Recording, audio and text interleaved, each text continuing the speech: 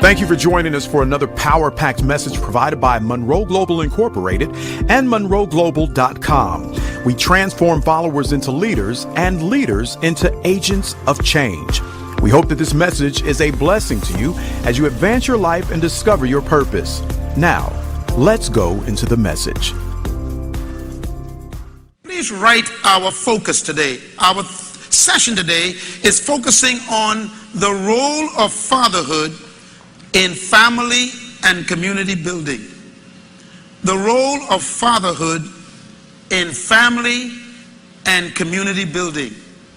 Our focus specifically will be on understanding the importance of fathers. Understanding the importance of fathers. In our last session, we talked about some of the negative impact that fatherlessness have had on our society. We gave you some statistics that were very sad, that were scientifically accumulated to show that the number one problem in the world today with regards to social ills is fatherlessness. That's the result of research done by behavioral scientists. Well, I want to focus today on part 2 on why fathers are so important. Let me begin with a statement to pick up where we left off. We began with God's command to build a nation to Moses. Remember that the statement you were reading was not given to a religion. It was given to the deliverer who was building a new nation. So this statement is a political statement for policy. The 10 Commandments were not given to Moses to build a religion. The 10 Commandments were given to Moses to build a country. God told Moses, I have brought you out of Egypt to make you a nation, and you will be unto me a royal priesthood and a holy nation. And then God gave Moses these laws. One of the laws we're focusing on is the one we don't think about as national policy. He said one of the most important things the country should do to build a strong country is honor your father and your mother. Honor your father and your mother. This is a national policy. Now, why would God command us first to honor our father and then honor our mothers as a national issue? Because God ties the role of fatherhood and motherhood to social survival, to community development. He said, and if you do this, he says, you will live long in the land, respecting and honoring your father. Paul the apostle, over 4,000 years later, repeated these statements in his book to a country, to a little province called Ephesus. Remember, Paul was building the church as well. And Paul said to the folks in Ephesians 6, verse 2, he says, remember what the word of the Lord says, honor your father and your mother, which is the first commandment with promise. In other words, all the other commands God gave, he never gave a promise with it. But the first one he gave that he has a promise with it is father and mother. Now notice, he says that if you honor your father and mother, you will what? You will live long. Does that mean then that whenever there is death in a community, crime, murder, homicide, drug abuse, self-imposed death, that's because there is dishonor for the father and the mother? Could it be then that our communities are destructive or self-destructive because we've disobeyed the first law that guarantees long life, which is dishonoring your father and your mother? Could it be then that God is actually connecting crime to dishonoring fathers and mothers, or fathers and mothers not being worthy of honor? Could it be that the solution to our criminal issues is restoring honor to father and mother? Somehow I believe there's a connection. Life is cut short because the father and mother are not in position to be honored. Ask the criminals who are locked up today in prison about their relationship with their fathers. 92% of the prisoners that were questioned about their fathers had a negative response. Some of them are so angry at their fathers that that's how they tried to get back at him, by getting involved in anti-social behavior. Could it be then that fathers can actually save the country?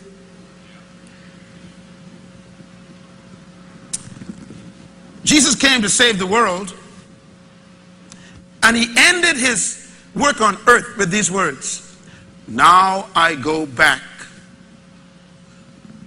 to your God, my God, and to your Father and my Father." Did he come really to restore us back to Father? Adam fell apart when he declared independence from his father. He no longer wanted to be connected to heaven. He disobeyed his father, and the whole family fell apart. The destruction of a society is connected to the absence of fathers. If you read the Old Testament, the last verse of the Old Testament before Christ is introduced in the New Testament ends like this: "And I will come and return the hearts of the fathers back to the children, and the children back to their fathers, lest the land become cursed." Honor your father. Here's a verse you never saw before. God says, do not curse your father. Why? Because honoring your father protects you. He who honors his father shall have long life. Cursing your father is self-destructive. Let me prove that, especially to our young people here today who may be feeling their age. It took me a long time to feel my age, because every time I felt my age, I felt my mother's hand. She hit my face, and then I felt my father's belt. He hit my hip. I had north and south to consider. Matthew 15 verse 3 says, "For God says, honor your father and your mother, and anyone who curses his father or mother must be put to death." These are words of Jesus. He was quoting what he told Moses. Now, ladies and gentlemen, I don't think God wants to kill children, but I think the point he's making is, it is better for you to be dead than to dishonor your father and your mother. Could honoring a father be so important that God says it's worthy of capital punishment if you don't? Honoring your father protects you from death.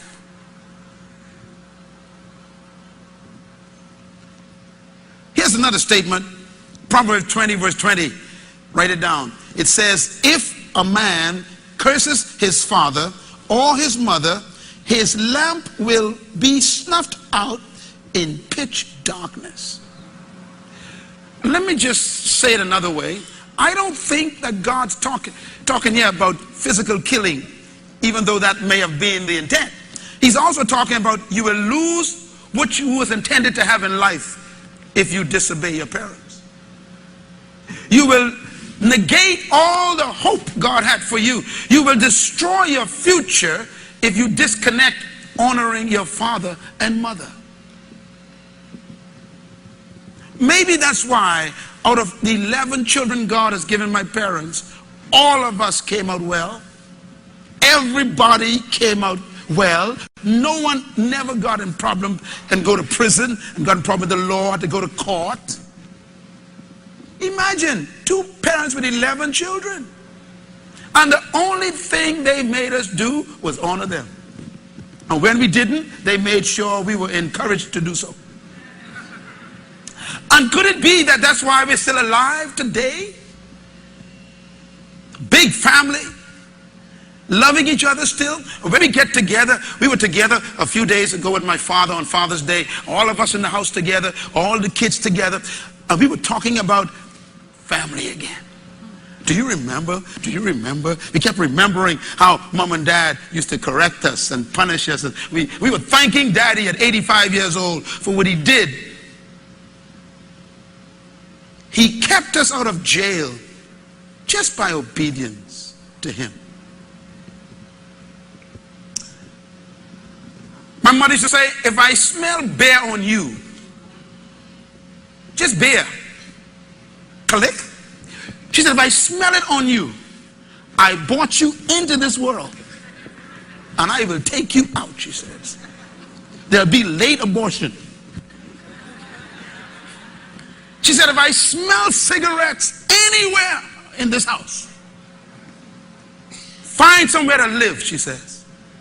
Now these sound harsh, but today my lungs are pure. Glory, hallelujah. My liver has no toxic alcohol. Why? We obeyed them. The death of Michael Jackson. Yes, I'm going to go there. A man who at 50 years old still wanted to be a child again. Because his father didn't allow him to be a child. One of the saddest things I heard on the media shows this week was a commentator by one of his best friends. They said he was an old man in a child's body. That's it. That explains everything. Mr. Gordy, the founder of Motown, said when he first met this group, he says, this little boy at 6 years old was singing like an old man.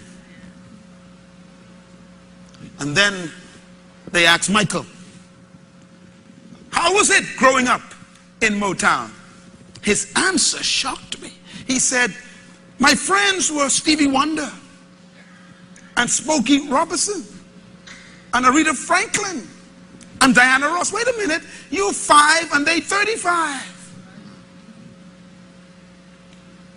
He never even had friends his age. He never had a playground. He said on his way to the studio, he would look through the fence and see the kids playing, and he would begin to cry because he had to go to work at age 5. And he watched them play and he cried. No wonder why he built a playground in his backyard for $19 million just to play with children. The effects of a father.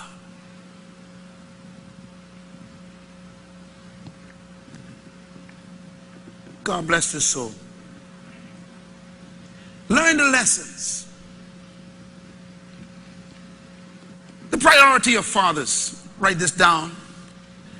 The most important component in human family development is fatherhood. God made it clear, even to the point of saying, if you don't honor your father, you can be put to death. You will die. So go the fathers, so go the nation. So go the fathers, so go the family. So go the fathers, so go the community. And as I mentioned, Time Magazine's favorite quote, dad is destiny. The secular world has concluded that the conditions of a male determines the destiny of a country. We spend a lot of money on the women in every country. But not much is spent on men except to build jails for them. We build programs for women, but prisons for men. We develop women and we give men punishment. And so our nation is lopsided. The foundations are out of course. And what I think is the most amazing thing is that Father is the designation God gave himself. He calls himself Father. He never calls himself Mother. And that doesn't demean the role of motherhood. But it does emphasize the importance of the spirit of fatherhood. And I want to talk about that today. What is father? For the quick review of those who are not here, the word father is from a Hebrew word, Abba, and it actually means source, nourisher, sustainer, protector. It means progenitor. This word Abba also means founder or foundation. It means the author of something, the one who made it. The word Abba means it is the source, the root of something. Everybody say Abba. So father is not a name. Father is a title of a function. When you are the source of something, you are called the Abba. When you sustain what you source, you are called the Abba. When you protect what came out of you, you are called the Abba. When you cover it, when you become the progenitor of it, then you are called the Father. This is why the woman is never called Father, because women came out of man.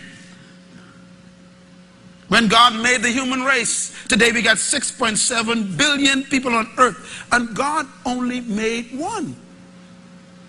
He never went back to the soil.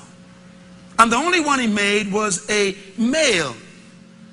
And God went inside the male and pulled out a female, which means the female didn't come from the soil. She came out of the male. That's why the male is naturally the father of the female. Now what does the word father mean? Write it down. Say it loud. Source, nourisher, sustainer, protector, progenitor, founder, and author and maker. That's what a man's supposed to be to a woman. Can you imagine that? Ladies, I'm giving you a little secret here. If a man wants to marry you, keep this list in your pocket. When he winks at you, tell him, can you do that? Say the list again. Can you source me, nourish me, sustain me, provide for me, protect me, progenerate me, be the foundation for my life, and can you author me? Can you make me better? That's a tough assignment. Our modern society have almost gotten to the point where the woman is becoming the man. She got to become the nourisher and the sustainer and the protector and the founder and the progenitor. And she was not built for that. This is why young people like Farrah Fawcett would have so much stress in the body after 2 or 3 marriages, trying to deal with the pressure of life. Your body is not built to carry that stress, ladies. Your physical makeup is so battered by the pressure of trying to be a foundation that there are growths in your breasts and growths in your loins and fibroids going crazy, and the people can't figure out what's wrong with you. Is because you're not built for this.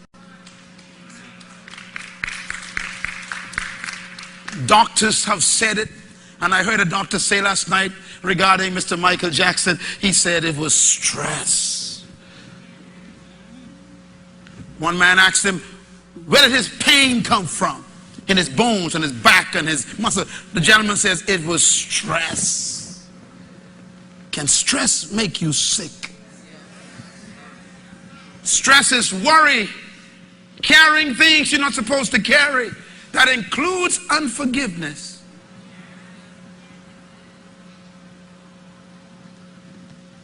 God made the male to be the carrier. And when the carrier is gone, you got a house without foundation. That's why God says, honor the father. Put him in his place. Make sure he stays where he belongs. Why? He's on the bottom of the human race. Most men believe they are the head of the home, and that's wrong. You are not the head of the home. You are the foundation of the home. Roots are at the bottom of the tree. The foundation carries the whole house. And so when the foundation is defective, you condemn the whole house. I was telling the men at TD Jakes' conference this week, I said, listen, don't be hurried to take women out of their parents' homes. You don't know what you're doing. This ain't about sex and about breasts. This is about carrying a whole life for the rest of your life. Can you carry this life? This ain't about finding a domestic servant to cook you food and a housemaid to clean your shirts and iron. You're supposed to carry the whole thing as the male. Leave her in that house if you are not ready to carry her for the rest of your life. This is tough. You're the foundation.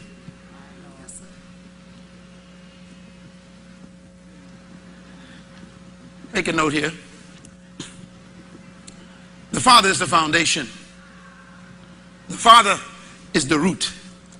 Abba. The Father is the source. The Father, the word means genetic pool, progenitor.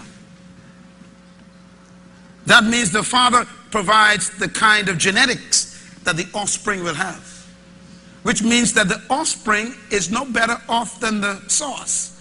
So you produce after your kind, and if you don't like what you see, it's because of you, if you are the progenitor.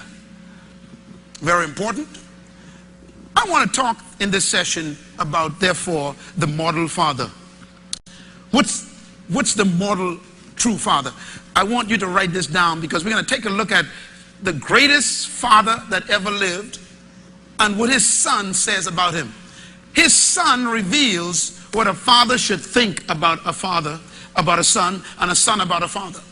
What I'm going to show you now is what a son said about his father, so that you can see what a father's supposed to be to a son. Everybody still with me? Let me try it again. What I'm going to show you now is the perfect father, the ultimate father. And I'm going to show you what his son says about him, so you can know what a father's supposed to be to a son.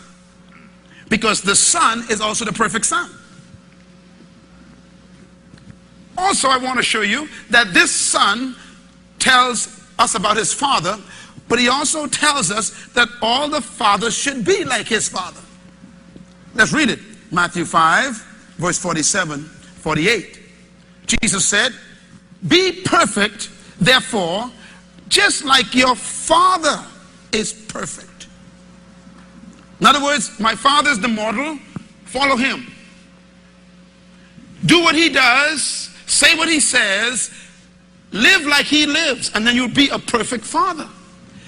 Let's read the first thing he says about his father. This is deep stuff for me. Matthew 11:27. Jesus speaking. He says, "All things have been committed to me by my Father. No one knows the Son except the Father. And no one knows the Father except the Son, and those to whom the Son chooses to reveal him." Now this is loaded. Look at the first line. He says, "All things have been given to me by my Father." Let me ask you, you got how many sons? Four sons. This young man got 4 sons. And what this is telling us here is that you should accumulate something to give to your sons. I can stop right there and go home. If you are a father, you have to prove it by having something to pass on to your children.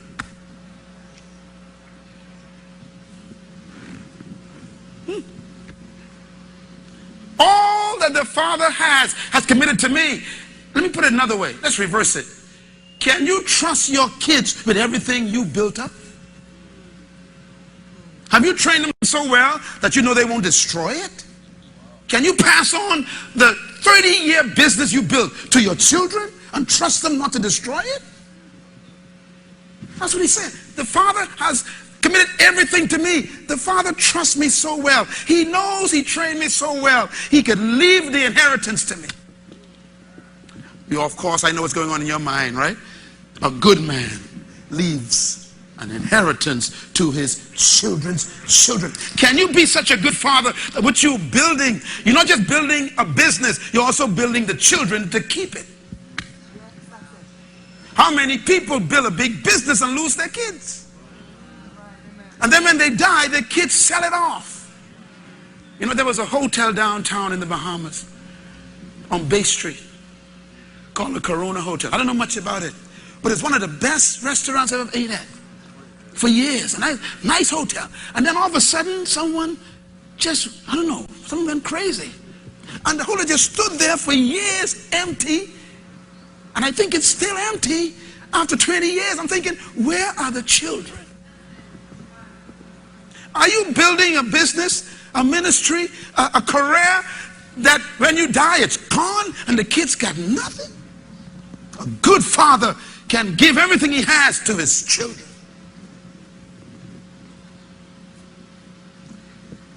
Some men win their career and lose their family. When I was a kid, I made a decision that I'm going to have something to give my kids. When I think of some of the men in our country who have done very well, you know, most of them are from the other side of the track. Solomon and Sons, Pritchett and Sons, Milo Butler and Sons. So have you got you yet and sons? Will your sons have something to inherit? Now I know we got single mothers here and you're wondering, Pastor Myles, what about me? I can get to you later. But you see, we got to deal with the men. The men got to get their head on right. You have to have something to give over to your children. That's the perfect father. And then he says, no one knows the son except the father. How well do you know your son or your daughter? How well do you know your children, father? Now, notice, it says no one knows the son like the father. This is important. You can't know your kids if you don't spend time with them. The average father doesn't have conversations with his daughter. And it's even worse with the sons. The average father never talks to his son except, pull up your pants, boy. Touch your hair. That's not conversation. You can't know me by keep commanding me. Do you know your daughter? Do you know what she's thinking, what she's feeling? Do you know about her menstruation, whether she have cramps or what? Do you know her? Do you know your child? That's what Jesus said, a good father. He knows his sons. You know, I spend time with my daughter and son. My son and I work together now very much closer. But we always very close. And even more and more, it's getting better and better. My daughter and I spent a whole week together and talked to her about deep things, your dreams.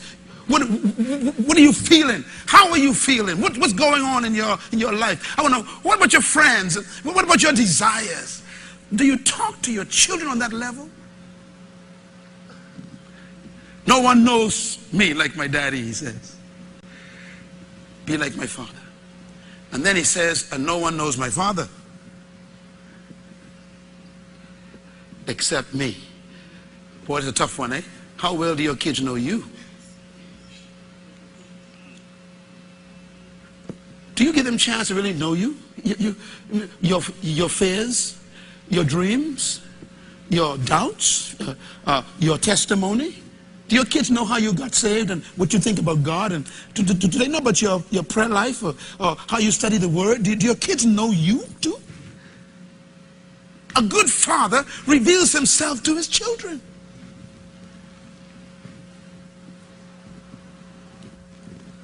Oh, you're so quiet. See, he said, if you would be perfect, be like my daddy. There are young people in this room, and I know I see them on the stage today, and some of them know nothing about their daddy. Never talks to them. And when he calls, it's this surface communication. How you doing? How's school? That's good. You got money? Okay. You got lunch? Good. Okay, see you later. That's not conversation, that's maintenance. They don't need maintenance, they need meditation. They need deep conversation. They need someone to give their heart to.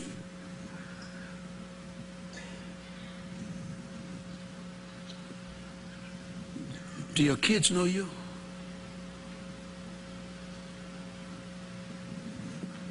The last part is heavy. He says, I can reveal my Father to people. I wonder what your kids tell other people about you. That's the question. I wonder what they say. He said, kids reveal their fathers to other people. I don't ever see my daddy.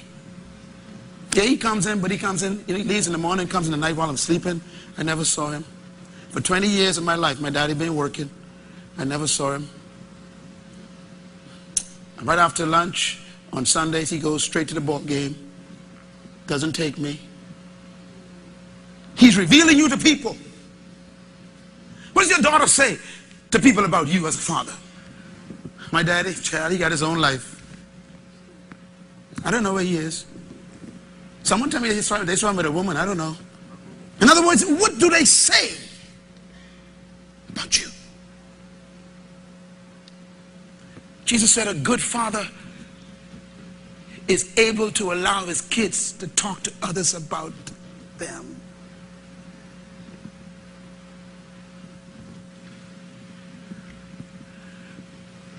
You know what's amazing? Even some of the wives don't know their fathers. I'm talking about their husbands. Husbands talk maintenance talk to their wives. Paid the bills, light bill paid, mortgage paid, good. And then he's gone. It's even worse if the wife doesn't know the husband. There's no hope for the child. My job as pastor is not to teach you the ordeal.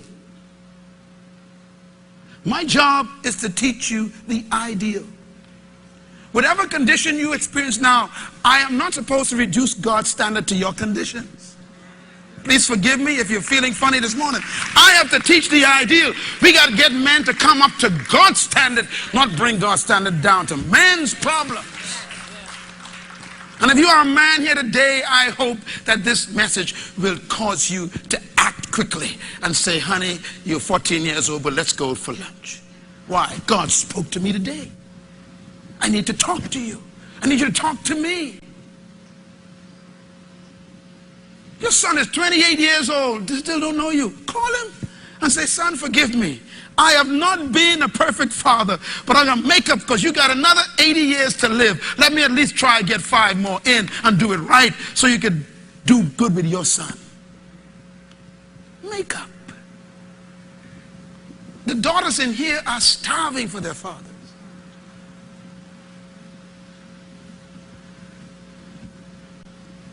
You know, here's something I thought was interesting. And when I read this, I was concerned about the impact of it. Jesus got these things from his father. Write them down. Every woman, write them down. Every male, write them twice. I did research in the New Testament on the life of Jesus and his father. And here's what I got from these verses. I researched it for almost 7 years to find out what made God a successful father and what made Jesus Christ a successful son. And here's what I found. Number 1, he got his identity from his father. Number 2, he got his work from his father. He said, I and my father are one. Remember that? In other words, who do you identify with? A friend or your daddy? Some young men in this room have been brought up by a buddy. They identify more with their friends than they do with their own father. And they become like their buddies instead of like their father. Can you say, I am like my father? I and my father are one? Matter of fact, let me ask another question. Does your son want to be like you?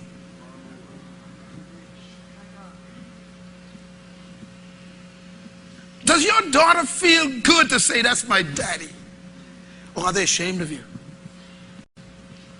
Do they identify you as their father? Or they just call you that old man? My old man. The second one, his work. Christ says, I came to do the work that my Father does. He says, for my Father is working, and so I work. I work the work of my Father. Where does your children get their work ethic from? And also, can you also inspire them to work? Do they see you as a worker? Can you provide work for them to do? I mentioned to you last time that one of the greatest mysteries I believe we're missing is having our children work in the family business. While you're working on a job, I want you to do something. I want you to work on a business while you're working so you can build a business for your sons. Because whenever your kids are working for someone else, they are making that other person wealthy. Yes, go back to work. Don't get me wrong. Don't quit job tomorrow. But go back to work. But when the Bible says work in the morning, plant your seeds. But in the evening, let not your hands be idle, because you know not which one will prosper you. That means you go to the job in the morning, but make sure you do something in the evening that your kids could inherit.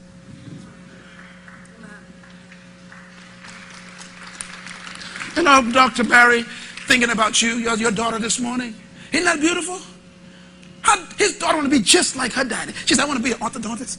He's an orthodontist. He has his own business. And now his kids are not wondering about the future. Can I get employed? Will there be a job? He has provided work. She's going to do the work that her father works. She's going to work her father's work. But we're not being taught to think this way. Eh? We've been taught, get a job, settle down, pay a mortgage till you die. The reason why I'm teaching this is not to bring you guilt, but to change the future for your life and your children. My job is to make you just like God. Build something that your kids could inherit. He got his work from his father. The third thing he got from his father was his purpose. He says, I came to complete the work my father sent me to do. Do you give your children purpose in life? Son, I'm sending you off to school because I got a plan. I want you to go and complete this degree because, you know, we got to do this thing the next 40 years and you're going to take it over. That's giving your sons purpose. I came to do the work my father sent me to do. God the Father provided the work for the Son, and that became his purpose. Fourthly, he got his heritage from his father. He says, I came from the Father. The Father sent me. And I'm going back to my father. He had a sense of heritage. Does your children feel that they can be proud of the family name?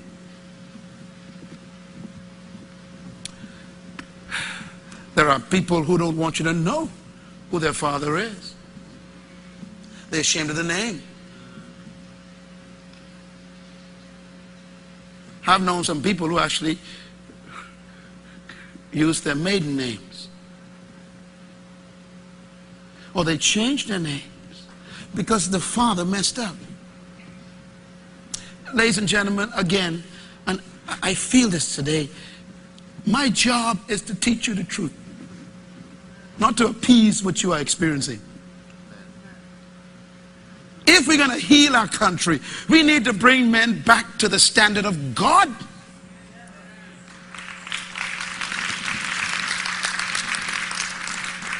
Are you giving your children a heritage as a father? Number 5, he got his power from his father. This is important. I remember when I first got my first loan from the bank.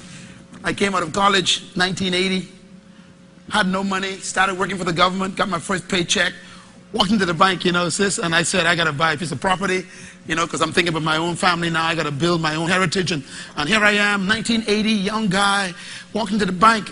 And the girl at the bank says, I read your application, but you don't qualify. She said, how long you been working? I said, can't you see? That's a dumb question. I just got from college.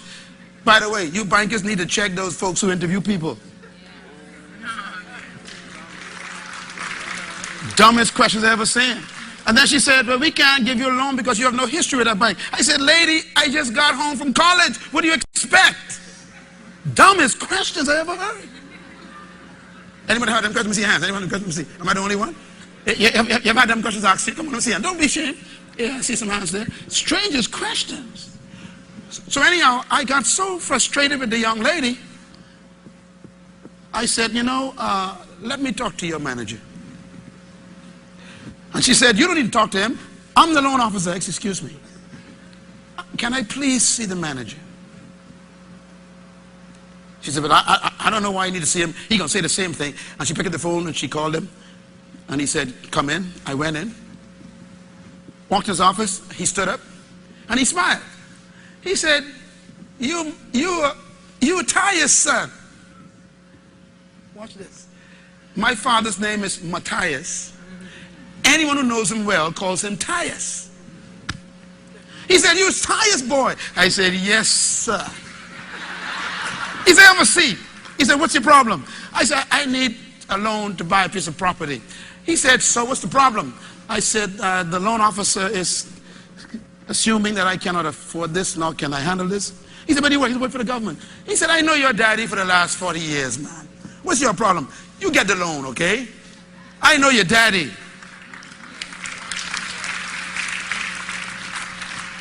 The power of a father's name. Do you give your kids power? Can they use your reputation to make it through life? Or do people say, your daddy? You want him to sign for you? No way. Do you embarrass your children because of your life? He got his power. I like what Jesus said. He says, I came because my father sent me. And he said, and if you believe my father, you'll believe me, he says. He tied his success to his father's reputation. If you knew my father, he says, you would know me. Is that what you're giving your son and daughter? My daughter said to me the other day, she said, Daddy, when I get married, I still going to use my name, Munroe. I said, but no, you can't do that. She said, I don't care. She said, Munroe strong. So everywhere I go, all over America, when they say Munroe, they say, are you? She said, yes, I'm MylesMunroe daughter. They say, come right in. She said, I don't want to lose that. So my answer was, make sure the guy you marry got a name as strong as mine.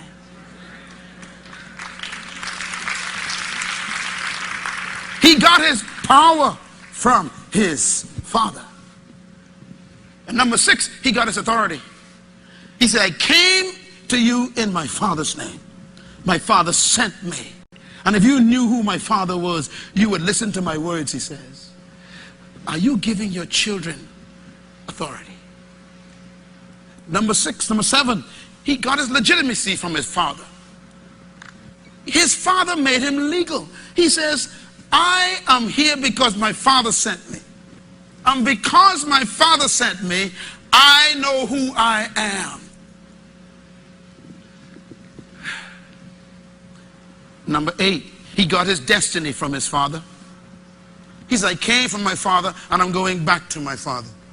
His future was in his father. Do you give your children a destiny where they can go into the family's name and say, this name is living forever? I'm going to keep this name proud and alive. You know, my father today didn't have property to give us, didn't have land to give us, didn't have a house to give us. We didn't get tangible things from our father. But the most important thing our father gave us was his name. I walk around the country and people say, I know your daddy. And guess what? The Bible says a good son becomes a blessing to his father. My father been telling me lately some strange thing. My father says, you know, son, everywhere I go, they say, so you is MylesMunroe daddy. It's reversed now. They say, oh yeah, I know your son. Can you live in such a way that your kids can use your name to make it through life?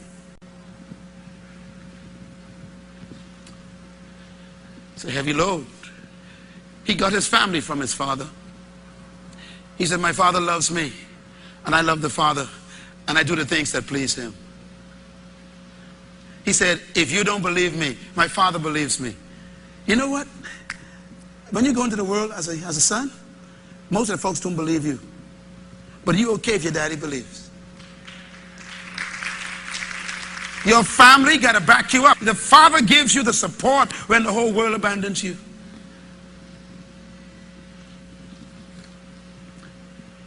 My heart hurts for the single mothers because they don't have this long list. And they got to battle. They got to be father and mother to a daughter. That's why God would bring you into the church like this and say, look, let Pastor Myles adopt your child. Why? If she needs someone to tell her how to live, what to do, who to marry, bring the guy to me. Let me check him out. Why? Because she needs a father to protect her. And I'm telling you now, I have adopted all the young women in this room who have no father. You are now my kids. And if anybody beats you, let me see where they are. Show me where they live. I will kill them and tell God they died.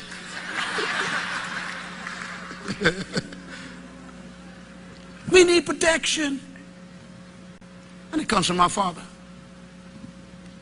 And finally, number 10, he got his message from his father. You know, this is important. Do your children repeat what you say? Jesus said, I only say the words my Father tells me to say. Where do you get your language from, sir? Some young men are cursing because they heard their father cursing. Some men talk about sex because they hear their father talking about sex. Some men talk about women because they hear their father talking about women. In other words, some men just do what their father do because that's the message they got from their father. Some men have sweethearts because their father had sweethearts. What is the message you're giving your son or your daughter? A good father provides the message for his children.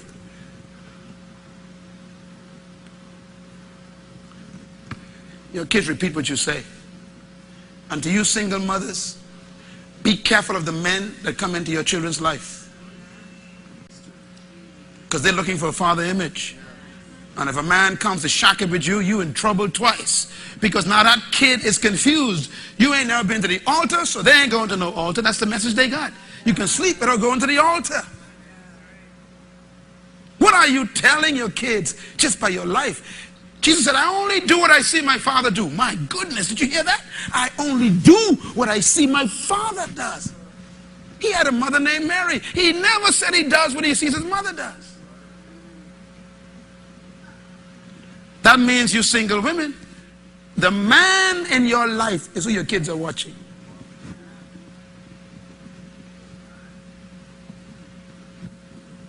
I was talking to a young man recently. He said, you know, every time I woke up, my mother had another man in the house, a different one. He said, I hate women. He says, why I'm homosexual.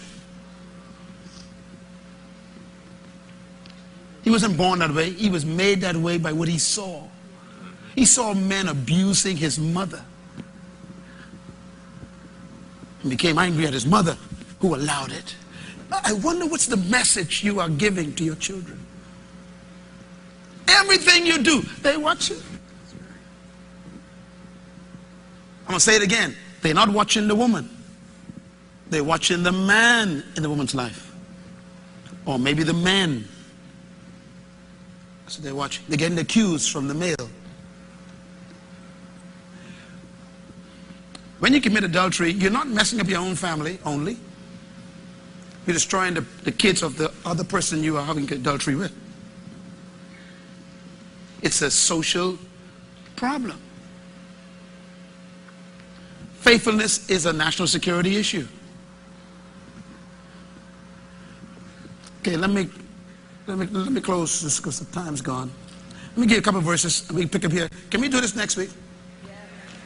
All right. Write down these verses, please. Matthew.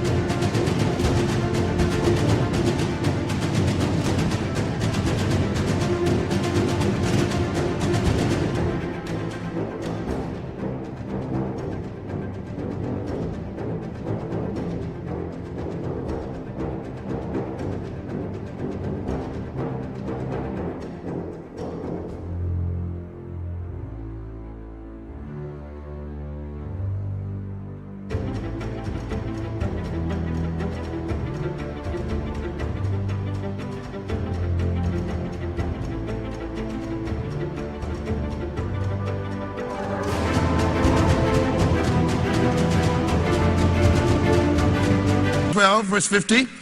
I want you to read it aloud because I want you to see that your father and your friends are related. It says these words, "For whoever does the will of my Father in heaven is my friend and my brother and my sister and my mother." This is very interesting. He says he chooses his company based on who likes his father. Wow, this is heavy stuff. The father is supposed to provide the standard for the children's friends. Some of your kids will not bring their friends to the house because the behavior and the activity of their friends would not be sanctioned by you. So they go out to their friends all the time. Something's wrong.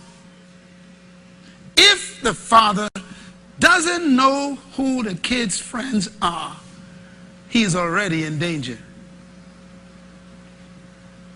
He said, "Whoever does the will of my Father can be my friends." I call them my brother and my sister.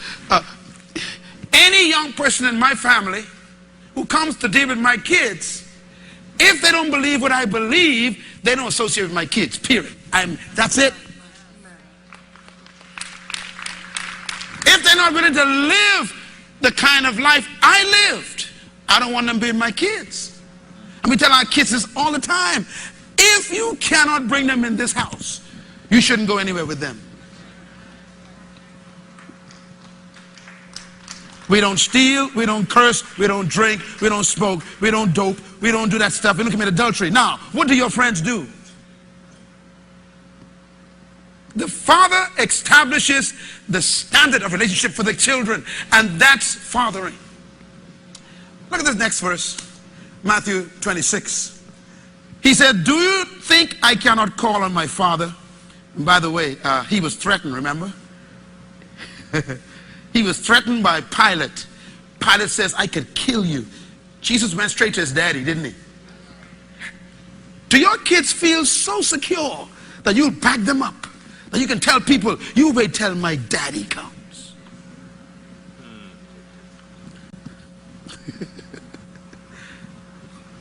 Wow, what a feeling. He says, "Pilate, don't you think I can call my Father and he will at once put at my disposal more than 12 legions of angels? In other words, don't fool with me. My daddy backs me up."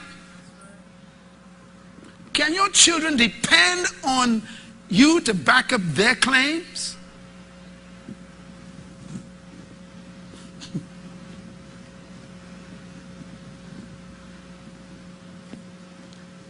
Children can go to a place, make a decision. "Yes, I'll buy that." And the person says, "How do you?" My daddy will pay for that. And then they go back to daddy. "Daddy, I told them that you can pay for that." That's what Christ is talking about. Your kid's supposed to be able to make a decision, a wise decision, knowing that the decision is based on their quality of understanding of their daddy, that their daddy would pay for it. Can your children depend on you to cover them?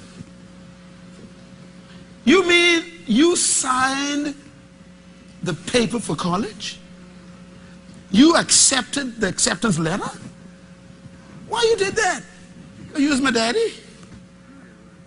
Yeah, but no, use my daddy. I know you can cover this. You can find some way to pay this tuition. Can your kids do that? So much confidence in you that they know you'll find a way. Sometimes the kids can't find you.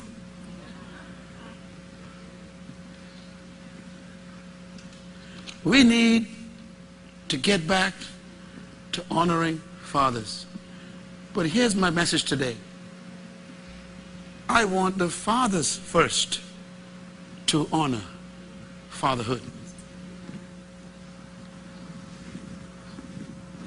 And that's the message today. I want the fathers to honor fathers again. Before the woman could even honor, before the kids could honor, let's get the men to first get back to honoring fatherhood. What is fatherhood? And this is just the beginning. Thank you once again for listening to this message, as we hope that it has been a blessing to you. Our goal is to show you new paths and opportunities so that you can discover your purpose. It is your love, support, and partnership that makes Munroe Global possible. Please visit us online at www.munroeglobal.com for more product, partnership, or to join us at one of our live events around the world.